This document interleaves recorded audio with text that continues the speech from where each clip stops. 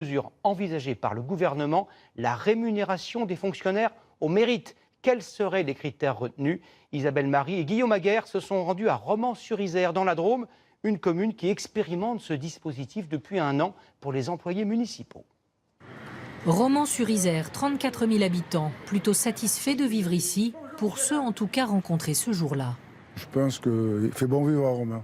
Franchement, impeccable. Sur une échelle de 1 à 10, quelle note mettriez-vous à Romans-sur-Isère? Moi je mettrais 6. Et cela tombe bien parce qu'à Romans-sur-Isère, la satisfaction des habitants conditionne en partie la rémunération des agents municipaux. Un système de prime au mérite mis en place par la mairie. En fin d'année, nous mesurons le niveau de satisfaction des usagers. S'il correspond à l'objectif que nous nous sommes fixés, nous débloquons une prime d'intéressement de 130 000 €. Une prime à partager entre tous les agents, ils sont 570, et qui dépend aussi du taux d'absentéisme de chaque employé.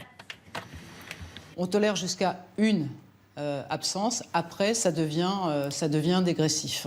L'an dernier, seuls 43 agents n'ont pas touché de prime, pour avoir cumulé plus de 4 arrêts de travail.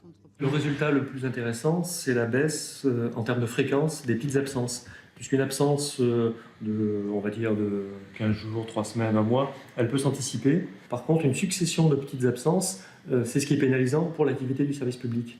En 1 an, le taux d'absentéisme à Romans-sur-Isère a baissé de 24%, ce qui représente 3 647 jours d'absence en moins, soit une économie pour la ville, dit la mairie, de 510 000 €. Et en 2017, pour la première fois, les agents les plus assidus ont donc reçu le même bonus annuel brut de 300 €, quel que soit le salaire. Ça évite des fois de se mettre un petit peu à l'arrêt quand on sait qu'à la fin, on a quelque chose qui peut être conséquent, quoi. Plus c'est plus, ça ne touche pas notre salaire de toute façon. 1 an plus tard, côté syndicat, le bilan est plus mitigé. Quand la maladie vous survient, malheureusement, vous n'avez pas le choix. Prime ou pas prime, de toute façon, c'est la maladie qui prévaut. Vous trouvez que ça a un peu cassé une certaine ambiance de solidarité? Je pense que chacun regarde, Je pense qu'il n'y a plus de cohésion d'équipe.